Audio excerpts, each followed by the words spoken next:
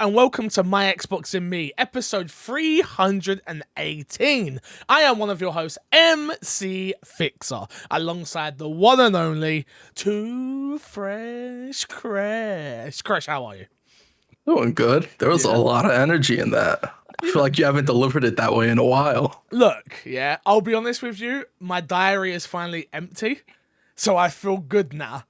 Like, okay. I was at an event yesterday, and we was all talking, and I was like, oh, what's the next event you're at? And I'm sitting there going, nothing. I've got nothing else. And then I realised I've got one more event that I'm going to, but other than that, I think I'm done for the rest of the year.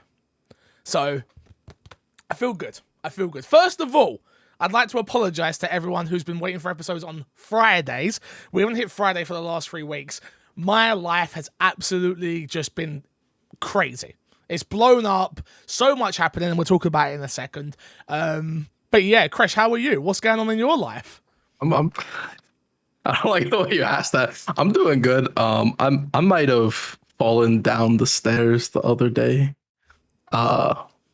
Okay. That happened. My leg might be a little bit messed up. Other than that, though, peachy life. All good. I didn't ask you off camera, so I'll ask on. How did you fall down the stairs? So I have light fixtures here weren't fully put in. So I brought stairs from downstairs to put in the light fixtures.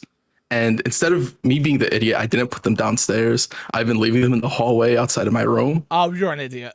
An idiot. And so I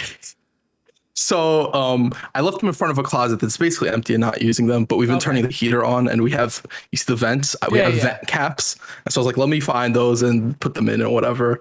And so I moved the stairs by the actual stairs downstairs.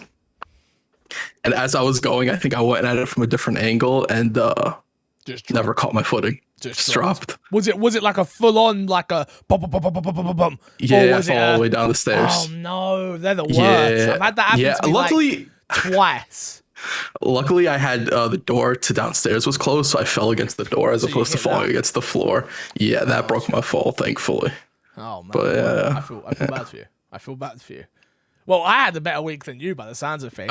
I'm happy to announce a couple of things, actually, to the My Xbox and Me audience. Number one, I can now officially say I am a Jinx TV host. I've got my own show, my own series, or season, I should say. It's a show called The Dice Age. It airs over in the UK on Sky. I should probably know what channel, shouldn't I? Check my socials for what channel. It's Jinx's TV channel, but I can't remember the actual numbers. It also airs in Africa and also in Canada. So, yeah, I'm now officially a TV host, Crash, which is... outside of your own country, too. I'm a worldwide TV host. Yeah. But not America. I can't catch you in America. You ain't worldwide. That's why I'm not Mr. Worldwide like Pitbull. Yeah. But, Canada, Africa...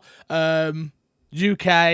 I believe there's some other countries, but I think they're like the big territories that Jinx are in right now. Yeah, I host a show called The Dice Age, which is a board game show. So it's also going to be on their website and on their website, so you'll be able to watch it there as well. But life's been super weird. So that's kind of why you've not been getting your episodes on Fridays lately, everybody, because what usually happens with My Xbox and Me is if there's news, we'll record early in the week, meaning Monday, Tuesday, Wednesday, and then Patreon supporters get it straight away, and then everybody else waits till Friday, right?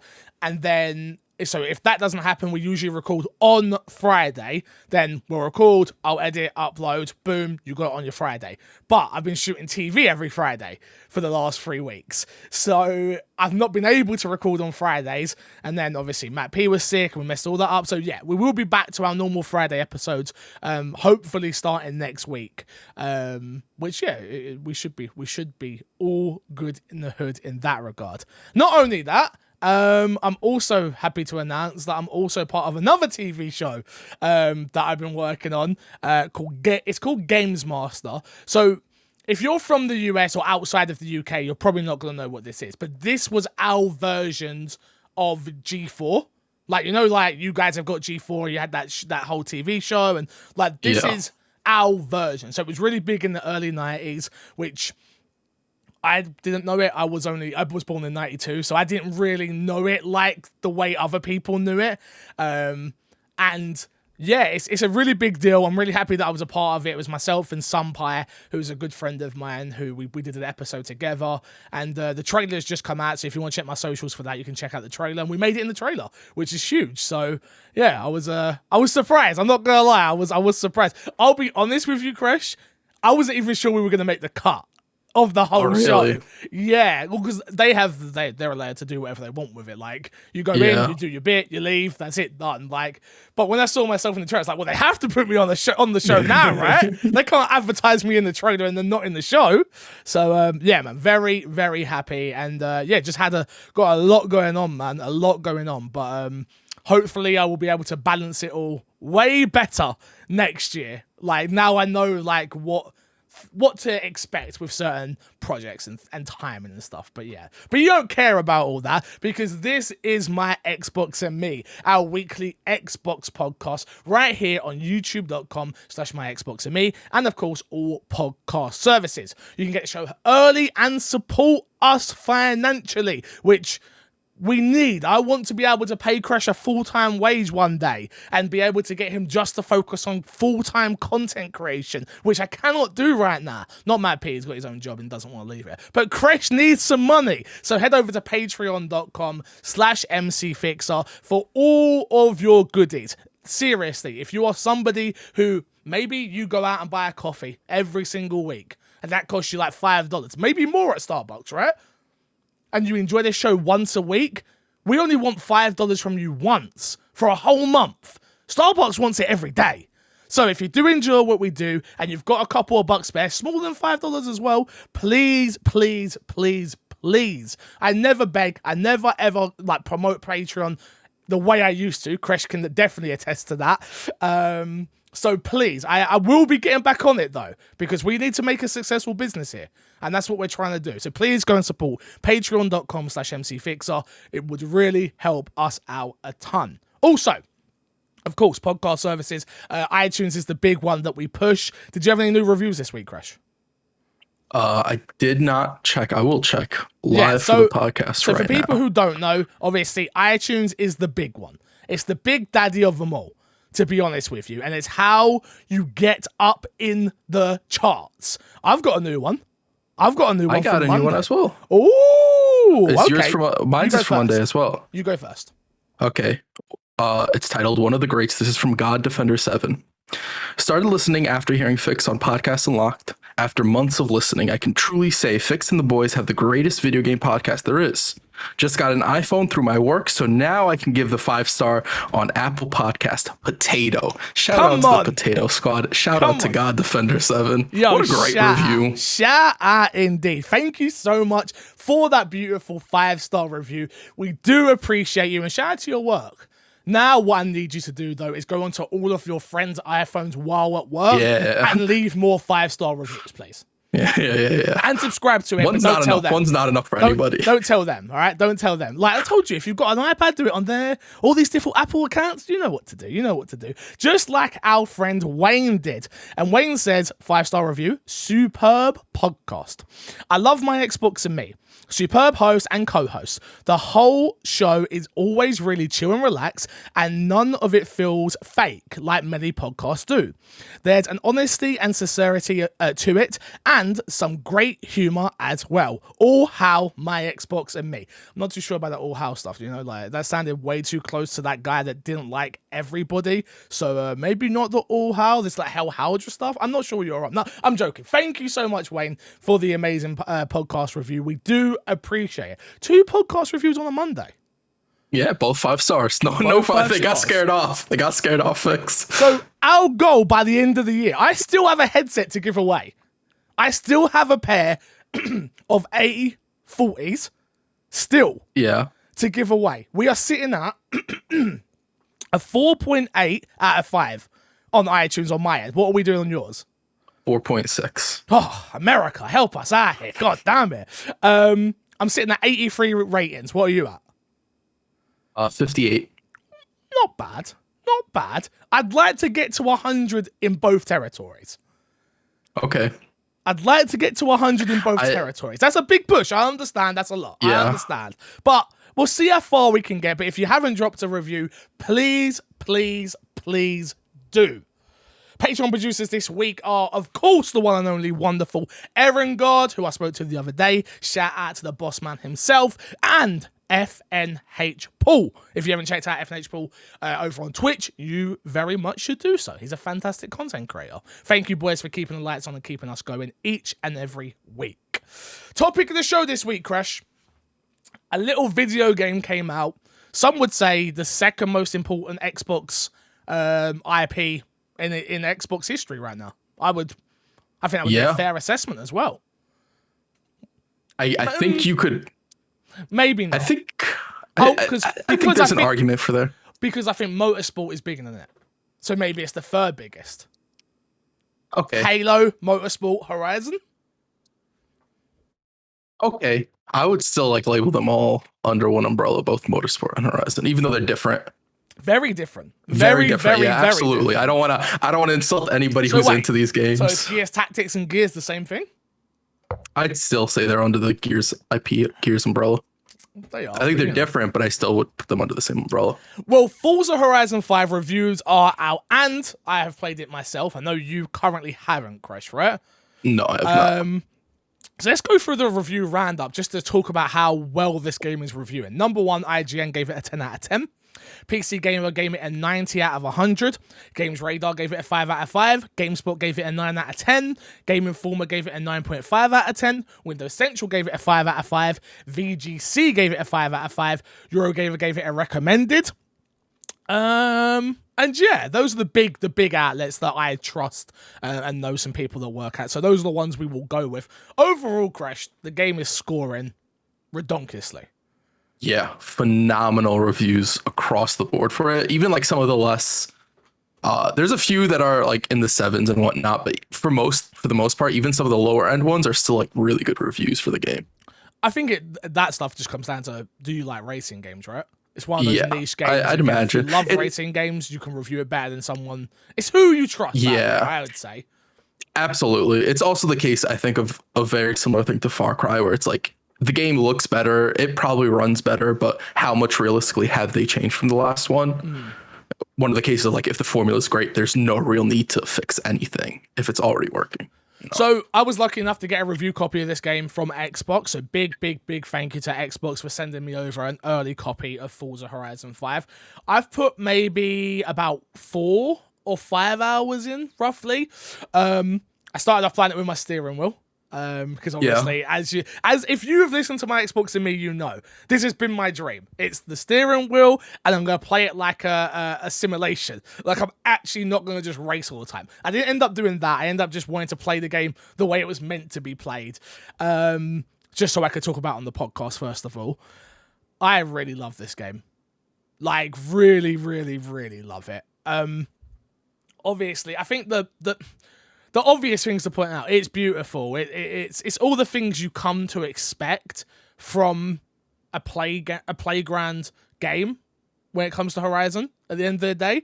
But I think the big difference for me is just seeing how next gen the graphics are and how the weather effects are. And I know that's all stuff we've spoken about this before in plenty of other games, right? The weather changes and blah blah blah. We get all that, but there's a moment in the tutorial level where you drive into the eye of the storm, and I'm just what the hell is going on? Dude, this is crazy. And the big thing for me about Forza, and the big thing for me about racing games, is it's not just about racing. It's all of the other stuff that you can do within Forza. Which is obviously you've got your speed cameras. They've obviously got drift missions. They've got a ton of non-racing things you can do all of the bloody time, and those are the things I find myself gravitating towards. It's not the jump on the circuit and drive around and win races. It's the smash that XP board. It's why do I care? But I do care, and I care about getting XP, and I care about going on every single road because it pops up and it's you've done 27 out of 155 or 500 something actually, but you're I want to see them all. I want to see this whole world. I want to drive around this entire map. The story stuff, whatever. I really love how they've done the car collection stuff this year. So it has like its own menu system for every time you get a car, and you're sort of, it feels to me like, do you remember like old sticker books back in the day, Crash? Like you get a packet of stickers and you're filling out this. That's what it feels like, but within the game.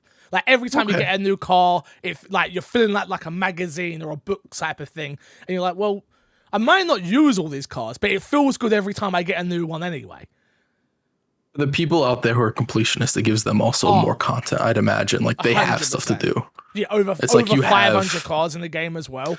Yeah. So you got a ton of stuff to do. The Warhog is in it. Oh, is it really? It is, yeah. I saw it there. Okay. 800,000, I think it cost. And I had enough to buy it, and my chat was like, come on, buy it. I'm like, no. I need to wait.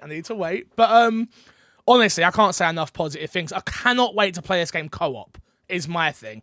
Me and a group of friends just jumping in and racing and dicking around. Yes. That is what I cannot wait for. I already know that the Forza community is going to come out with some great maps. They've got like a whole customization thing built into the game. Like when you do a mission, sorry, I can't help it, Crash. I might be a TV host, but I can't help it. I'm still a kid. You can go in. It's like solo, co-op, reverse calls, and then like you're unlocking all that stuff at the end, sort of thing. It just overall feels like a great racing game that I want to spend so much time in. Like, we always talk about like that casual game that you will always go back to. I now feel like Forza is in that rotation for me, where I might not have it beat by the end of the year. Realistically, I just don't think I'll be able to. I don't know if there is credits, but I don't think I'll be able to roll credits on it. But that whole, I'm waiting for you to come into the podcast. Oh, I can get a race in quickly. Oh, I'm waiting to do something else. Playing this on xCloud, I'm sure will feel really good. I'm like, yeah, this game. Oh, it's so special. It's so weird to be talking about with you when so many people have played it because of the early access stuff, which is weird. And then some people have bought the Ultimate Edition, so they've got it early. And then you're sitting here waiting until Tuesday, if I'm not mistaken. The 11th, I think it is. So I think that. Is that Tuesday? No, that would be the 9th. Is it the 9th? It's the 9th. It's the 9th, yeah, because it's 4 days of early access, yeah.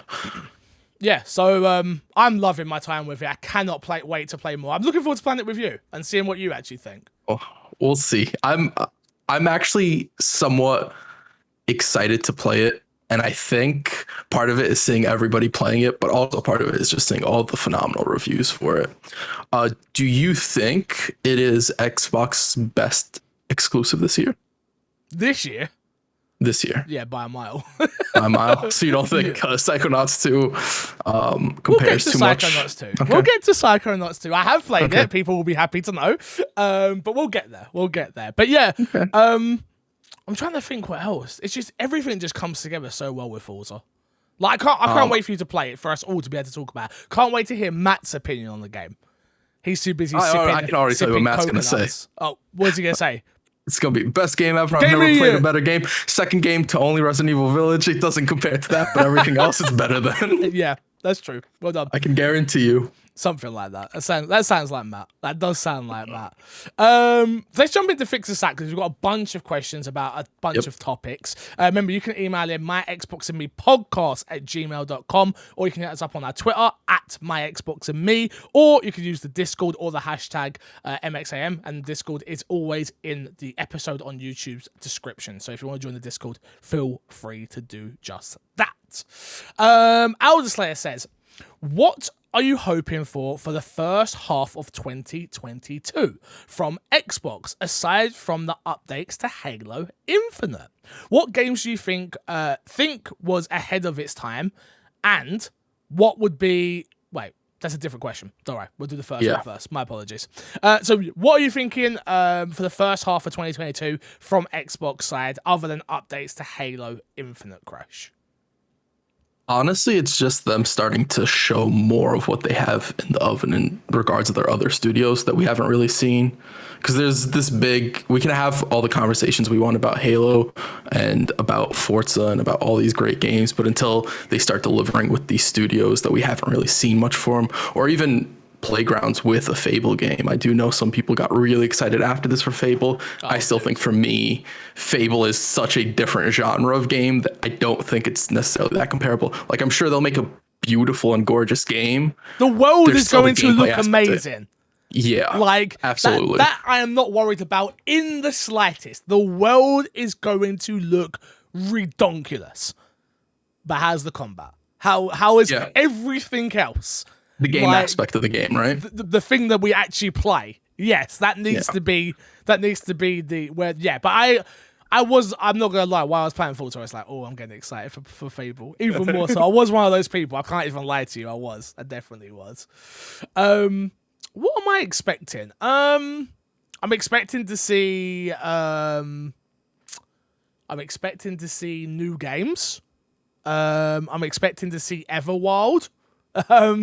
Like pretty early on in the year, which I probably shouldn't be expecting that because we know that it's gone through what Matt Booty called a reshuffling, not so much a reboot, but just a reworking. So maybe that is still years off from Rare. I'm definitely looking forward to seeing more from Compulsion. That's something that I'm a big believer in their next title. I've said this before, and I could totally be wrong. But I'm expecting to see at least a teaser from that. But if we're talking about things that are actually going to come out, I don't really know because we don't really know. There's not much that we know that's being worked on. I think Hellblade might make next year, but not early. I would be surprised if that was early next year. No way. Yeah, I'd assume anything that was going to be early next year. We'll find out within like the next month, but I would assume that we already would have heard about it, to be fair. So I do wonder what they have planned because they have set out this sort of, we plan on releasing a game every 3 months or whatever it is. Yeah. So I wonder what they have planned for those first few months in the next year. I'm feeling like I'm missing something from Xbox exclusives. Am I missing something that's in my head that I'm like not thinking of? Like nothing's been announced, right? I don't think so. I think there's a whole bunch of stuff that's we have what's the game Stalker 2? I think that's technically an exclusive, so that would fit into their release schedule. I think it's third party stuff that really we're going to be seeing. Yeah, there's a lot of I meant I took this question first party I can't think of. First party I can't think of. I guess you're probably right where they're probably going to stack the first early exclusives with these timed exclusives that they've got, right? All the Stalker 2s, we don't know what the Gunk, if that gets delayed, who knows? And there's a few games that I'm not remembering right now. Scorn, stuff like that. Actually, that's all going to be very early next year if it doesn't I'd imagine. But yeah, I imagine them so to answer the question, Slayer, I imagine that they will pack it with the third party partners that they've partnered with for the early part of the first quarter. I imagine there to be a lot of third party exclusive games coming day one in Game Pass and all that jazz. And then hopefully we get our E3, we start learning a bit more about what is going on in the Xbox portfolio and finding out what some of these other studios are working on. Like they've got a lot of studios now, and I'd love to know early what they're working on, just so I don't have to. I'd like to just sort of like a Marvel version of like Xbox where they just come out, we're working on this, we're working on this, we're working on this. Yeah, this is the schedule. They'll be out when they're out. Like I would love that, but probably won't happen. But I would love that personally. I'll save your next question, Slayer, for next week, but you can ask us some more anyway. But Sarah Squid69 says, question specifically for Crash. Jesus, Quest, is that you? Quest. That's me. I'm Quest. Quest. For Crash. But Fix can chime in if he wants. On last week's episode, Fix says he plays games all the time. Then roughly 20 minutes later, in the same podcast, he says he's too busy to play games lately. He's been saying he's been too busy to play games lately a lot. And Mr. Matty PP Video has been missing a lot of episodes lately because of various excuses as well. So, the question to Crash. What is it like being on a podcast with people who just make a lot of excuses? And what excuses do you think they'll say in response to this question? In all seriousness, though, keep killing it each week, Crash and Fix. Matt can get a compliment when he eventually comes back. Crash, what's it like working with people who make excuses all the time? It makes me feel like I'm overachieving, you know, like I'm accomplishing stuff. I tell my mom about it every day. I hit her up like, yeah, you know, I'm the only one who's doing stuff at my Xbox and me. It feels fantastic. She doesn't care about me. She just ignores me. Yeah. Look, they have excuses, but they're all reasonable excuses. It's not like it's just some BS like, oh yeah, you know, there was a cat in my house. I didn't know what to do. I fell down the stairs, you know? Yeah, exactly. Okay, now I feel like I'm getting attacked. This question was clearly an attack on you two. My bad. And I'm out here trying to defend you, and you're. What's the purpose for that, Fix? My bad. I'm more deflecting. It feels horrible when your co-hosts make excuses for not playing games. It absolutely feels horrible. It's the worst thing ever. I mean, someone did put out a tweet like absolutely ruining me on Twitter last week. So did they really? You did it. Did I really? Oh yes, I did.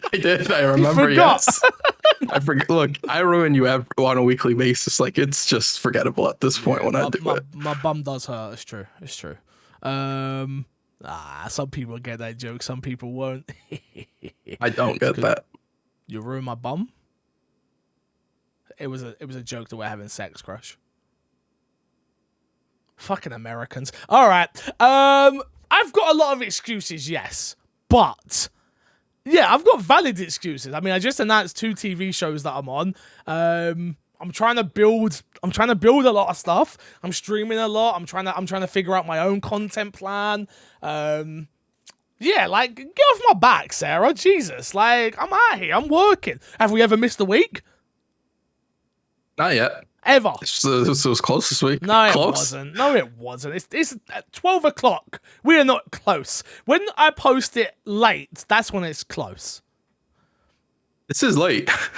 No, I didn't say it weren't late, but you know, we're not technically. We haven't missed the show. Yeah, all right. It's not late. Okay. You know. Okay. It's not like I'm doing the episode by myself scrambling late. I've been there. It's not like it's not Monday. It's not like it's not Sunday. Europe time. It's not like it's Sunday for you. It's Monday for you, but it's is that the type of late?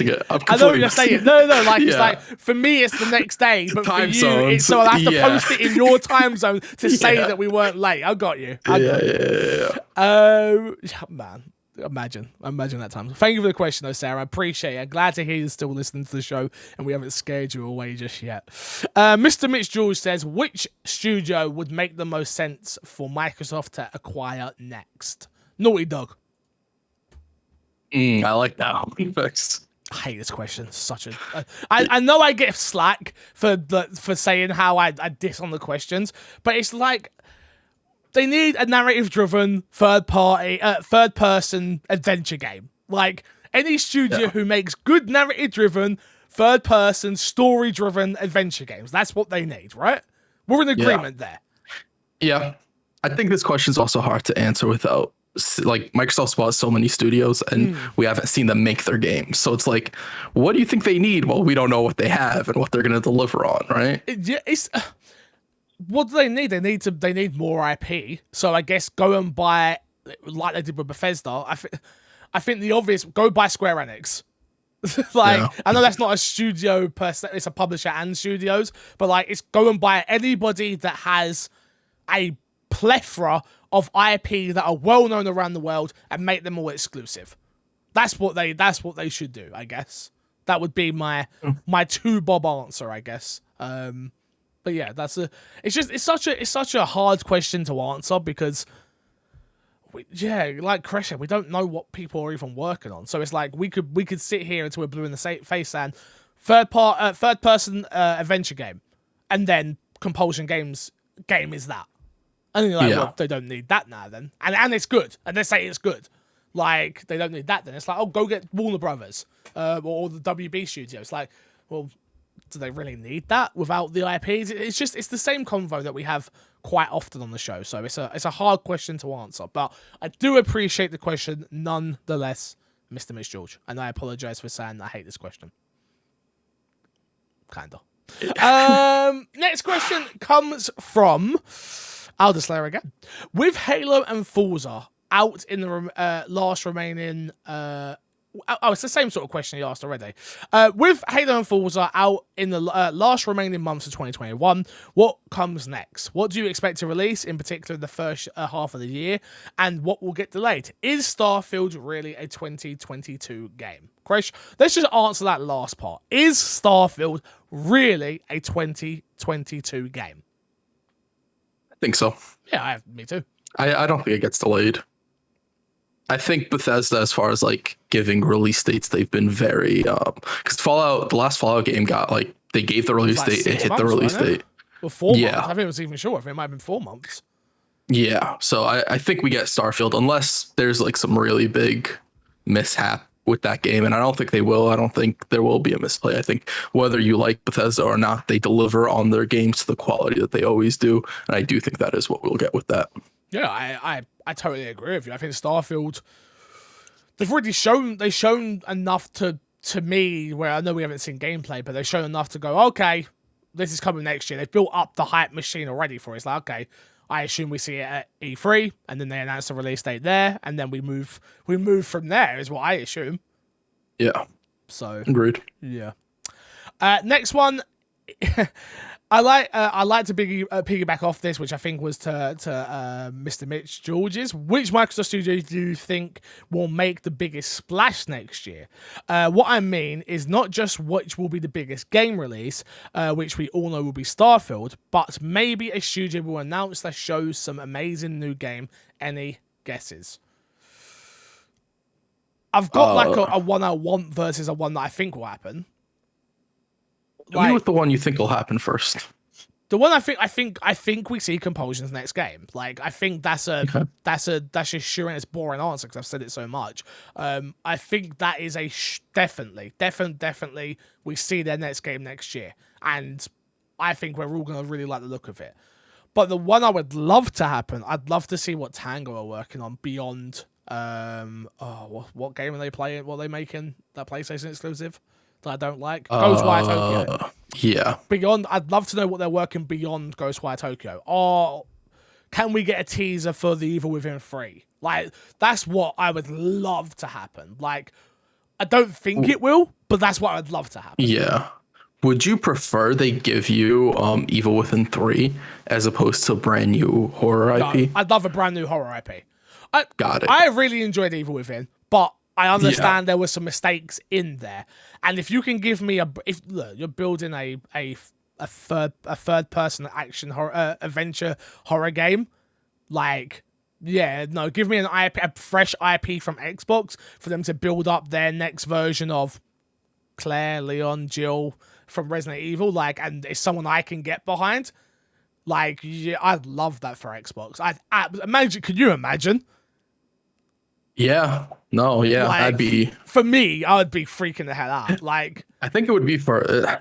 you would freak out, but I also think for a lot of people, they would really, really love that because I do think horror games have sort of been coming back into the mainstay of games. I feel Twitch like has helped that in a huge way. Yeah, like, for sure. Live streamers have absolutely... We'll talk about Resident Evil later, but I think live streamers have helped the horror genre in a humongous way. Yeah. But yeah, Evil Within for me, like, or a fresh survival horror game from Tango. Oh, yes, please. That would be amazing. Absolutely amazing. What about you? I don't know if I have in particular, like, I think the thing I think that will make the biggest splash next year is going to be Fable gameplay. I actually do think whenever we fully see Fable, I think people have been wanting and seeing enough. And when I see the word splash, I don't necessarily think that's necessarily a good thing. So it could be either we see Fable and it's a really good thing, or I see Fable and everybody's talking about it and it's not the best thing. I think it will be a good thing. I do think Playground will deliver on it. We just don't know as of yet. But I do think it will be Fable.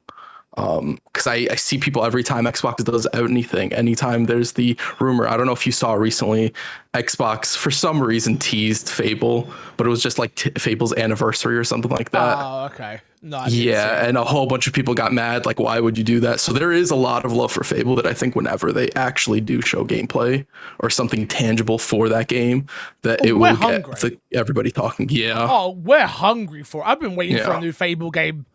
Bro, you gotta think. This podcast didn't exist when the last Fable came out. yeah. like, like, enough said, right? Like, no, I've been waiting for a new Fable. Like, and, like, yeah. You're right. If we see Fable gameplay next year, that is what will make the biggest splash. I think that is like, that's where you're gonna, yeah, no, yeah. No, yeah, I get you. I get you. I get it. I think I'm trying to think of what else. I think Hellblade Sim or Hellblade gameplay could be big.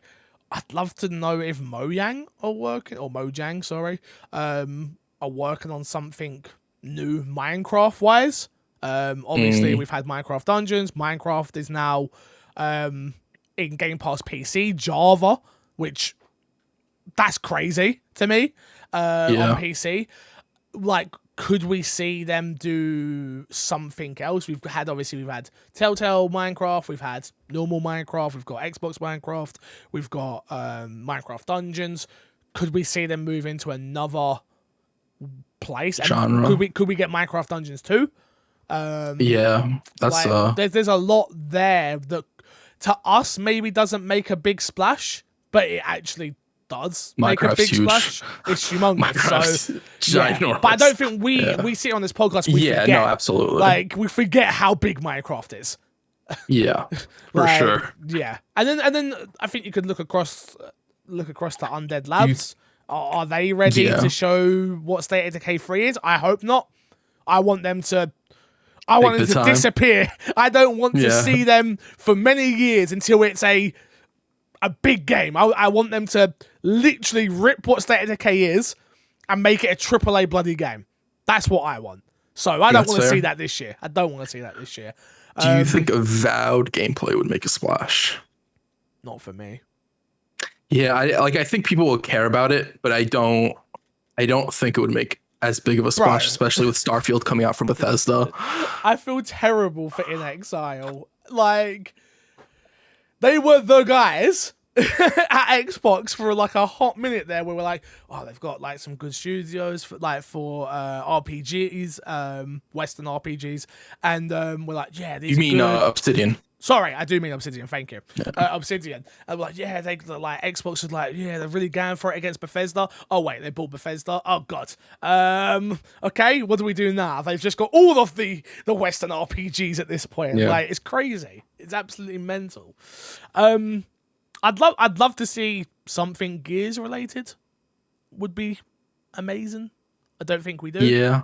I don't think it's so time. either. I don't think it's time, but I would love to. But next gen Gears is going to be, oh dude, chef kiss. It's going to look so good. Yeah, it'd be. Aside from like playing well, which we know it'll play well, it's just going to look so good. Fair enough. Next question comes from Anubis as well, 316. As a group that doesn't care about Halo, how did that campaign land with you? Are you interested in the story and characters? Just so we're aware, I don't think I'm the only one who's like down on Halo. Chris loves Halo. Right? I like Halo. You like Halo a lot more than Love, yeah, maybe I love his maybe like, love's a love bit his, strong. Love's a bit strong. Okay, but you like Halo more. I enjoy Halo. I enjoy it. Yeah. I think you're more than doesn't care. Yeah, I was gonna make a comment about that as well. Don't worry. Yeah, Matt's excited for it. I don't know how into it Matt is as well, but Matt's not here, so it doesn't matter. Yeah, exactly. Who cares about Matt? If there's one question, there's so for the trailer you're referencing is the new trailer that just came out with the soldier who was sign language in because his throat had been cut at war and he's clearly lost his voice box. The trailer did things for me. I really enjoyed the trailer. But unfortunately, I've been there, I've done that, I've got the t-shirt when it comes to these type of trailers. Like, we get these trailers, they set the tone, and we're gonna get this really dope emotional story that's gonna be epic, and then the game comes out and it doesn't have any of it. It's just a good promotional piece of material to put out to get people interested in the game. And that's kind of where I sat with this trailer, where like the trailer did things for me. But am I gonna get that level of story, character development in the game? I don't think we are. Yeah, no, I agree. I think it's a good hype piece, and for some people, it's a good reason to. This is why you're playing as Master Chief, to stop all this stuff that happens that you won't really see in the game. Like, that's why you're doing it all. Yeah. But I do not think that you should expect that level in the game. If the game delivers on that, that's like huge and that's great. I disagree with you. I think you should expect that level. We're not gonna get it, but you should expect it. Like, it's Halo, it's AAA, it's next gen. We should expect the best of the best storytelling. PlayStation do it with their first party. We should expect that. I just don't think that's what we're gonna get. But I think the type of game that trailer, like the type of story that trailer shows, is different from what Halo is. I think you're asking Halo to be a different game if you want that type of story in Halo. Crash. Halo is a different game this year. It's totally different.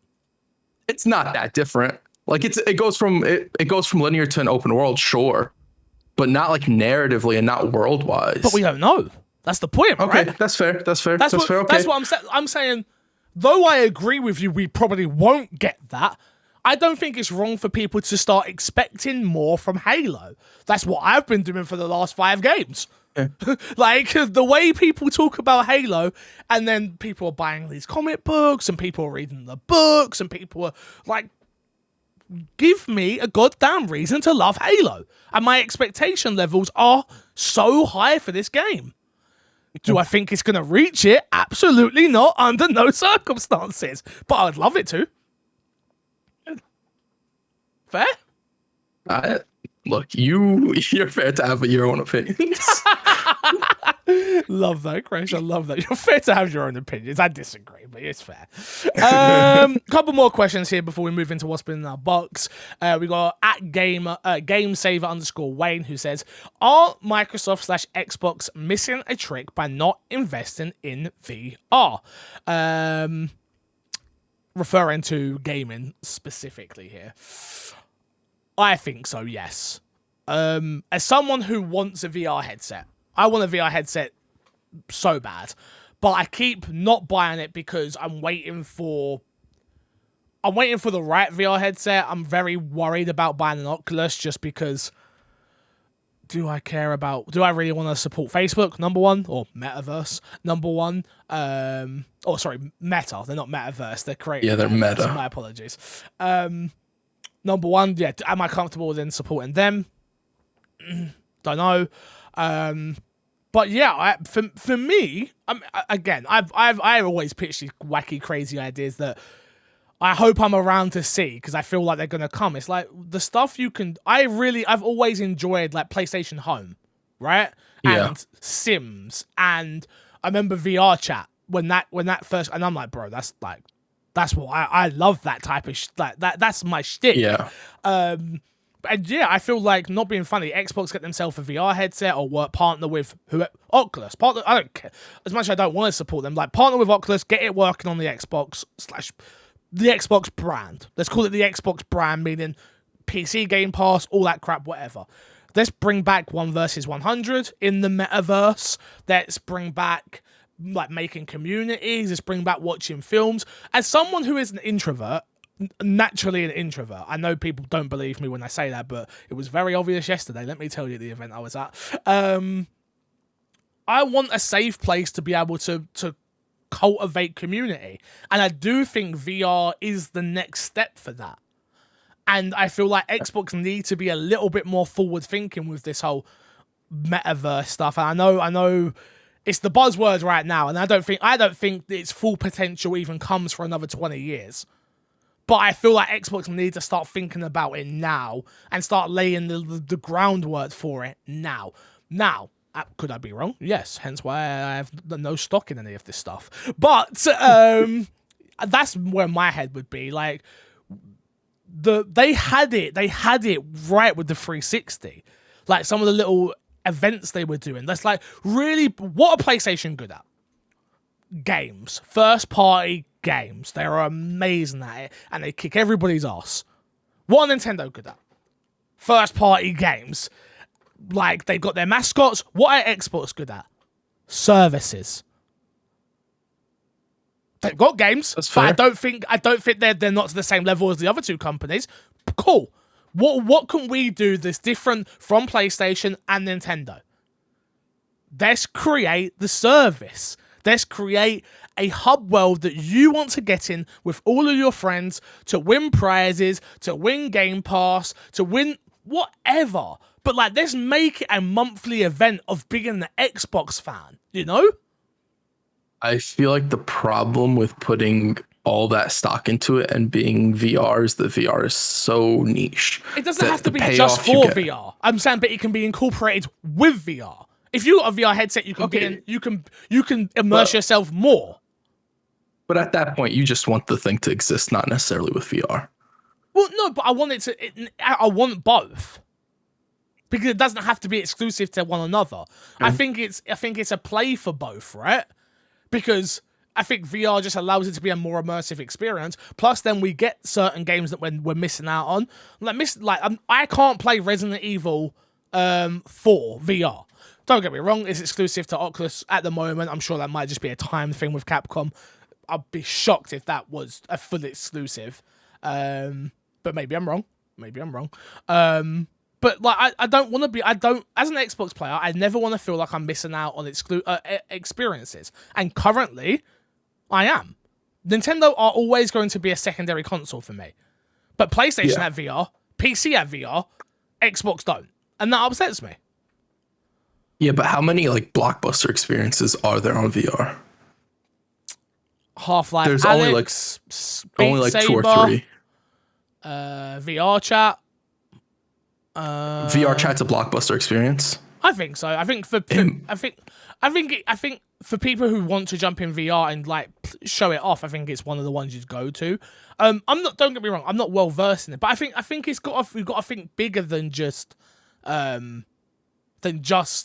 I know the question was specifically for games, but it's all of the opportunities that come along with not that. It's the concert events, it's the basketball matches, it's the and can we invest well in that? Can we start including that part of Game Pass? And yeah, the price is going to go up a little bit, but how do we keep building out these services, which is the thing that they are good at, you know? Yeah, I guess. I don't know. For me, the way I see it is that Xbox is. That guy just hit me. I think Xbox is still trying to fix the home front. They're still trying to like instill themselves in terms of their first party exclusives. That if they try and like separate themselves too much and be like, we're gonna do the first party exclusives, we're gonna do the VR, we're gonna do everything, and then you also want those all to commingle together. I think that's a recipe for disaster for Xbox, where you're just trying to force too much onto the same plate. In my narrative, it all goes well.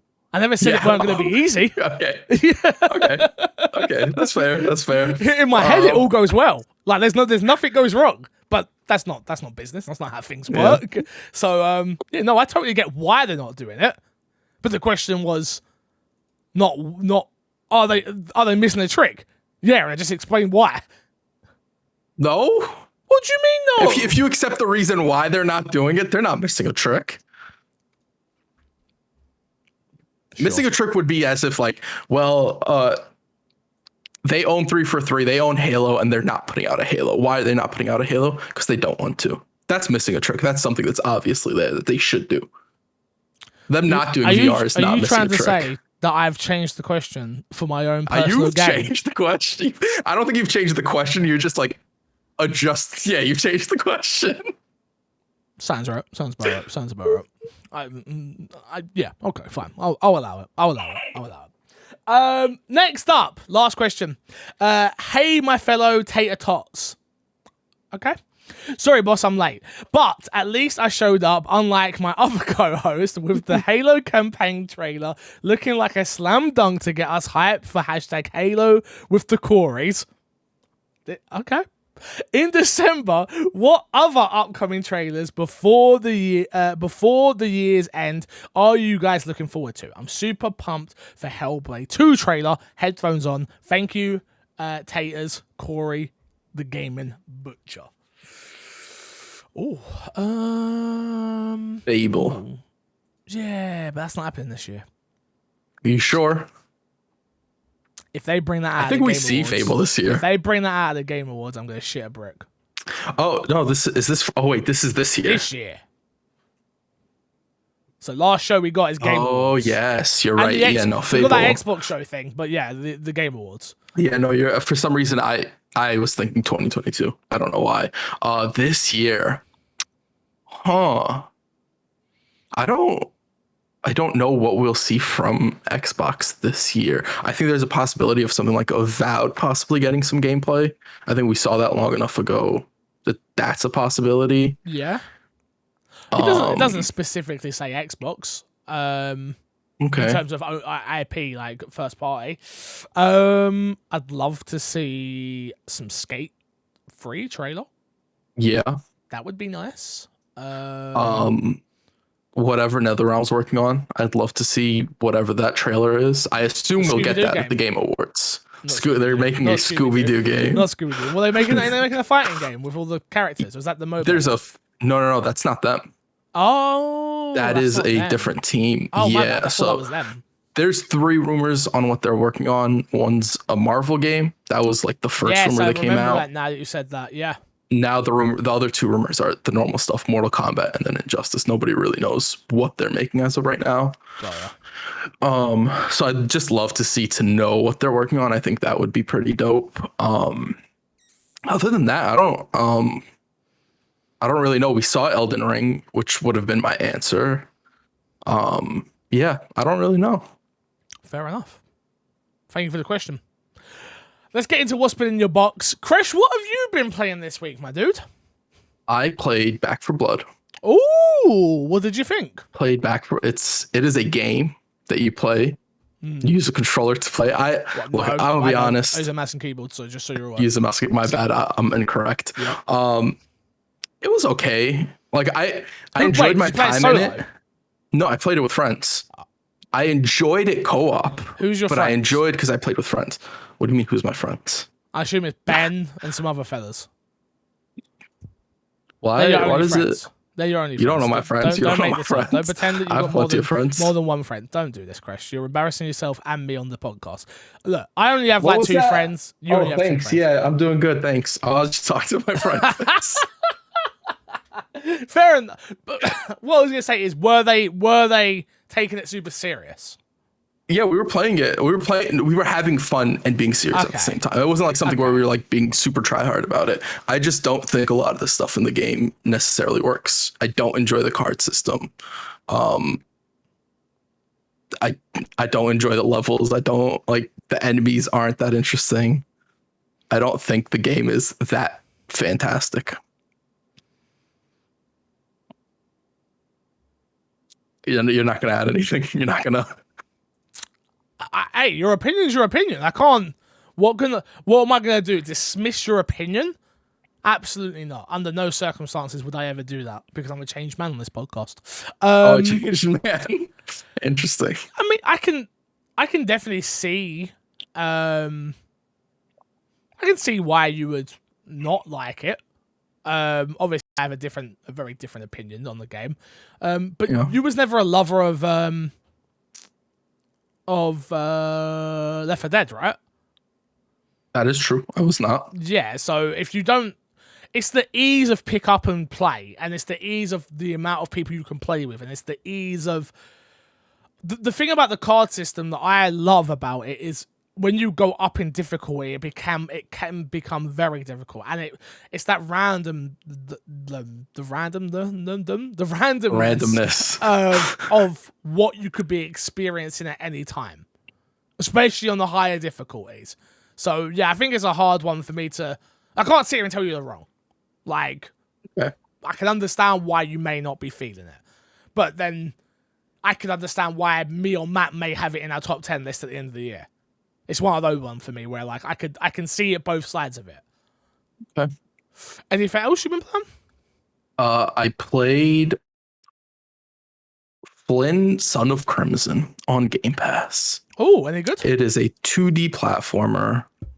Yeah, I enjoy. It's one of those games where I don't know if you have these games where you open up Game Pass and you look what's on it and you see a game and you're like, I will play that at some point. It looks interesting. Yeah.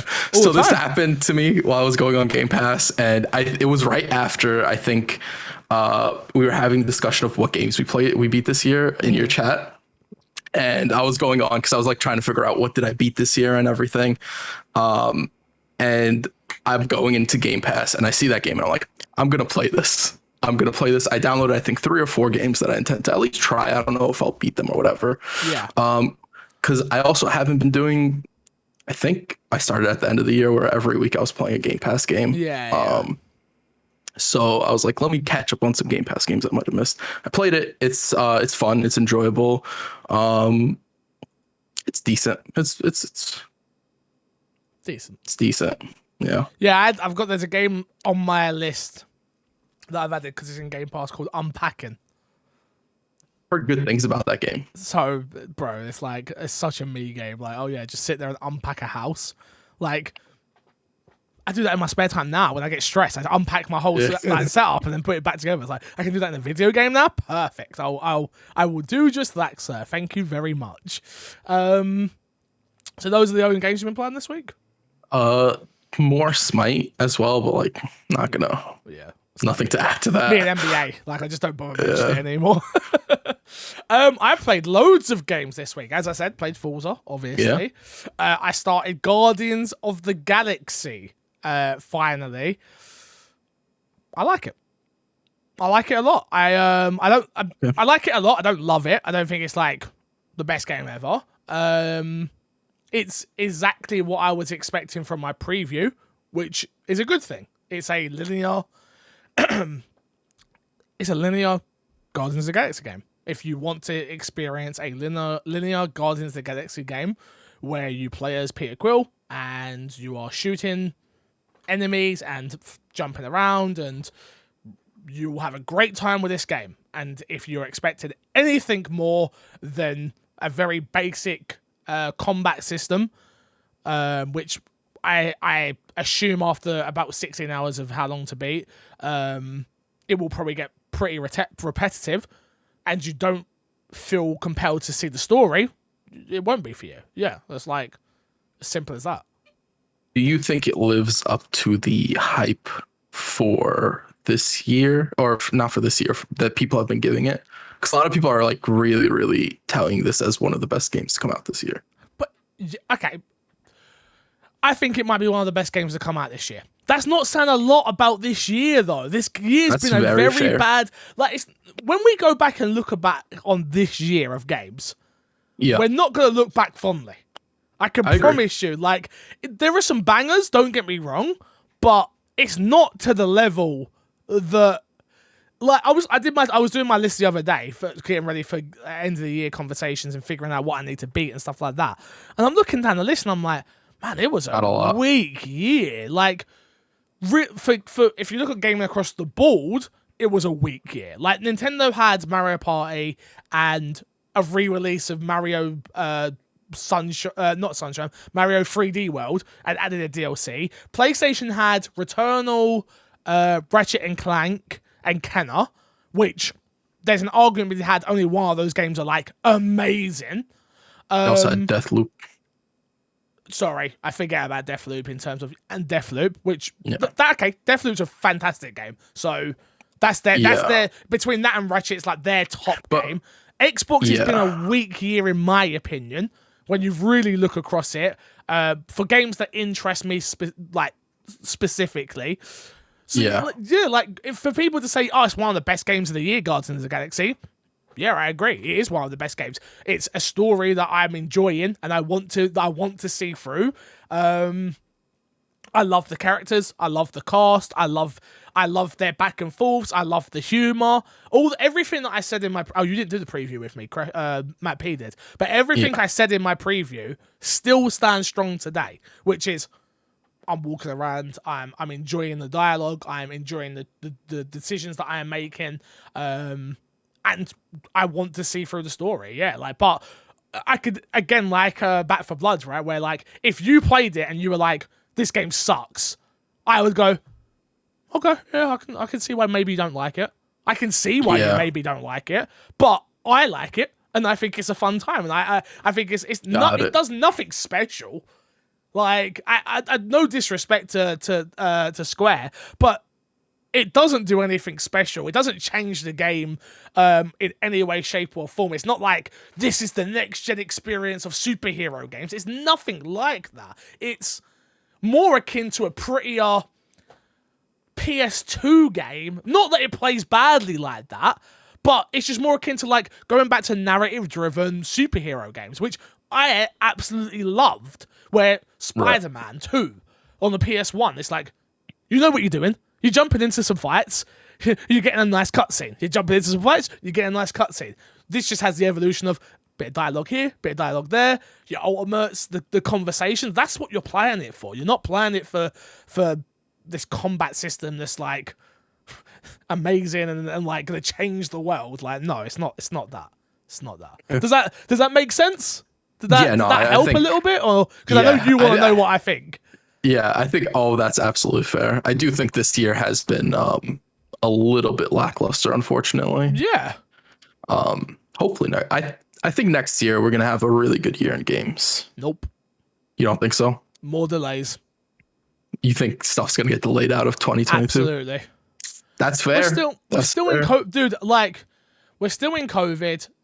Like, I don't know what it's like in the US, but over here, people have of it. There are a lot of people back in the offices over here, but there's still that hangover right now of COVID, where people are like, "Yeah, I'm just gonna see out this year. I'm just gonna see this year out. You know, I'm just gonna just chill out, just chill out. I'm gonna see this year out." Over here, it's a lot of hybrid where it's like we'll go to the office for like 2 days or whatever, and then the rest we'll do at home. So it's not really back to how it was. It's not back to normal, and maybe it will never be back to normal. But I see us getting a lot of delays, a lot of delays. Okay. Other than Guardians of the Galaxy, I've been a busy boy playing lots of video games. Everybody, I played Psychonauts 2. Psychonauts 2. Ooh, okay. I played Game of the Year. So, okay, hear me out here. So, on my Game Pass app, it says I've played 6.5 hours, 7 hours. But and I streamed for that amount of time as well. But when I checked a walkthrough video just to see where I was up to and how long the game is, game's about 10 hours, 11 hours to beat. I was like 3 hours in.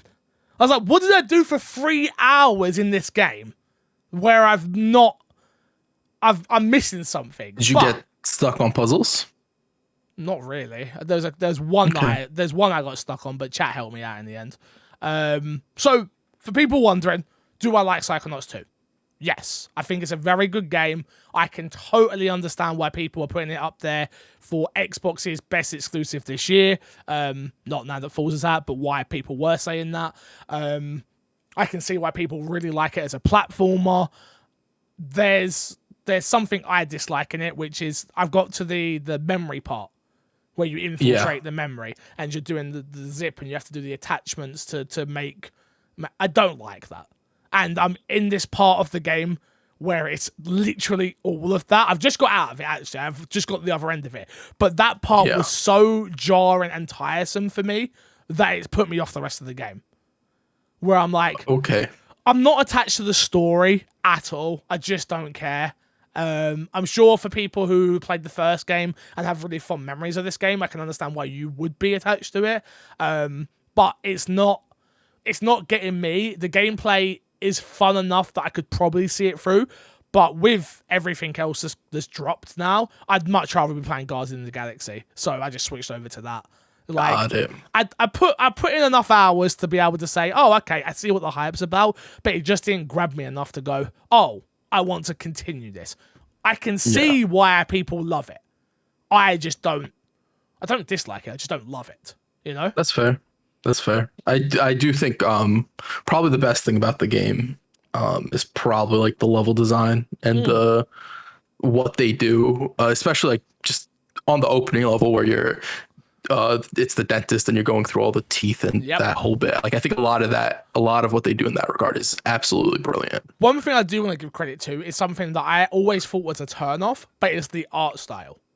I actually really think the art is beautiful and cute and looks amazing. But every time I saw that game shown, I was like, this art style stinks. But I was 100% wrong. It fits perfectly for this world.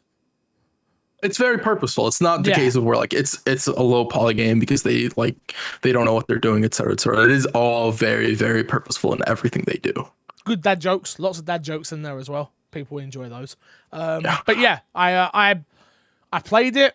I enjoyed it. I won't be going back. And last but not least, I played a couple of matches of Call of Duty Vanguard because I went to the Call of Duty launch event. So that was fun. Cool. I've got a code. I'll talk about it next week in more depth because I haven't played it fully. I'll hopefully, fingers crossed, have the story done.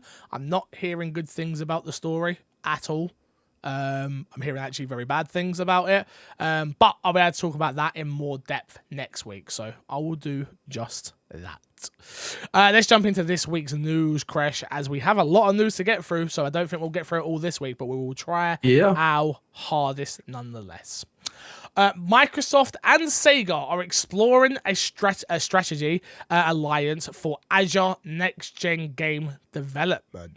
What you need to know, and this one was written by Windows Central, Microsoft and Sega announced a strategic... Well, I'm saying that wrong, right? Strategic. I saw it when I was like, nah, right. Strategic alliance on Sunday. This strategic alliance will explore game development for Sega using Microsoft Azure. This will also aid in the development of Sega's, quote, super game, end quote, project that is years out. Quote, Sega has played such an iconic role in the games industry and has been a tremendous partner over the years, end quote, said Sarah Bond. Quote, we look forward to working with together as they explore new ways to create unique gaming experiences for the future using Microsoft Cloud technology, end quote.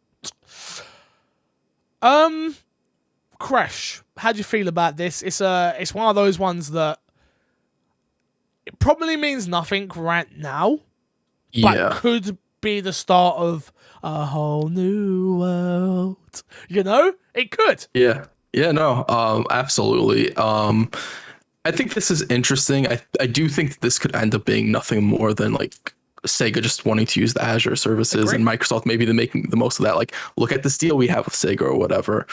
Or this could be this game ends up being timed exclusive for Xbox or Xbox getting some sort of exclusive content. And this also just genuinely opens up a better relationship with Microsoft, which Xbox has had going on the up and up in general for a minute now. That betters that. And maybe after this, we maybe see something like Persona finally make its way to Xbox. There are quite a few games on Sega's side that I think we haven't seen come over quite yet, unfortunately. Yeah, I think the thing for me is I think Sega are like 3 bad games away from being bought. So, fun fact, did you know that Sega is a publicly traded company? I did not know that. Yeah, so for the problem with like Microsoft or somebody buying Sega is that you would have to buy 51% of stock to own Sega. And that in general for companies is something that's a little bit more tricky as far as I'm aware. They're impossible, right? Yeah. Well, the problem is if you start buying stock, if you can't get all of it, is that people will generally start to up their prices on what they want to sell it for, which makes sense. Yeah. So I don't know what the likelihood of them being bought is. I've never seen Sega on Trading 212. Yeah, I read a comment about it and then I looked it up myself. Sega is a publicly traded stock. Oh, interesting. Yeah. The Sega Sammy Holdings Company. Yeah, it's for $3.74 stock. 374. No, $3.74. $3. Yeah. I might have to buy me some Sega stock. See, I won't do it, Crash. Is that bad? I refuse to buy stock in things that we talk about, that I talk about as an influencer, And I'm an absolute nobody. I'm not moving no stock market. Let's be totally honest out here. Like me, I could be like, yeah, guys, Ubisoft are the greatest, and they're like, no, fam, they're not. Shut the fuck up. And they're like, yeah, good point. To try and boost my stock, I just won't do it still. Yeah, Wait, you got stock? No, I have no stock. Okay. But what you should do and what I do are different conversations. I mean, that's facts. Yeah, I hope this blossoms into just a better working relationship between Sega and Xbox. Remember, this is Microsoft. So, yeah. And yes, they're big differences, but who was it? I think it was Jess Gordon. Or it was either Jess Gordon or Jeff Grubb who put out an article. And he talked about how it was actually the head of Xbox, not Phil Spencer, but somebody on the Xbox's side that was actually pushing for this. That was the head of this whole deal and this whole thing. So it could be something more than just Microsoft. Oh, okay. Well, that's good. So, yeah. Interesting. Yeah. Something interesting could come out of this. Next up, Halo Infinite won't have maps remakes, according to 343 Industry. What you need to know, this one again from Windows Central. Shout out to Windows Central, doing a fantastic job. 343 Industry has announced that it's unlikely that map remakes will be in Halo Infinite. The reason why is because the developers don't want to keep using the same layout over and over again, and also don't feel like the older maps play well with the Halo Infinite sandbox. The developers do want some newer maps to feel like similar to the classics maps in some ways, even if they are not direct one-to-one pulls. Thank God. Yeah. Dude, I am so over. Is it Blood Gorge? Is that not one of the iconic Halo maps? I'm not a Halo guy, you know this. You either, you don't know. I'm pretty sure there's a map called Blood Gorge or something like that. And people, it's the best map ever. Oh my God, it's so amazing. Oh my God. And I'm just like, fam, let me in this world. Every time you do this and you put, the same Gears does it as well, and I hate it. I hate it about Gears as well, where they just always go back, apart from Clock Tower. That map could always be in every single game. But other than that, you gotta make new maps to make new iconic moments for people. Stop remaking everything. Yeah, I think I don't disagree with what you're saying there, but I think for me the takeaway is Halo Infinite plays drastically different than past Halo games, and like there needs to be drastic might be an overstatement, but there needs to be a balance to it. And every single map they've put out so far has worked so well with the game that I feel like putting in old maps, unless they restructure the maps in some significant way, and at that point you can argue whether it's even an old map, right? That they just don't work and fit into it. Because any issues that the maps currently have, like they can be fixed with balancing, but with some of the older Halo maps, like they just won't fit. They'll never feel right because they don't fit the formula of the game. So I'm with more games doing this in general. Like it's an iconic map. That's cool. You could add it into Forge. Like there's a bunch of different ways they could reintroduce these maps for players to like utilize them in different aspects of the game without them being in the multiplayer. Yeah. Just give me Halo Infinite. I'm ready now. Okay? I'm ready. Just give it to me. Just give it to me. Just do it. Almost there. Almost very close. Next up, Elden Ring gameplay footage shows dungeons, bosses, and more. Crash, this is a game you've been extremely excited about. Most of the internet has been extremely excited about, to be totally honest with you. How are you feeling about it? You've seen the gameplay. I assume you watched the whole 20 minutes of gameplay that they shown?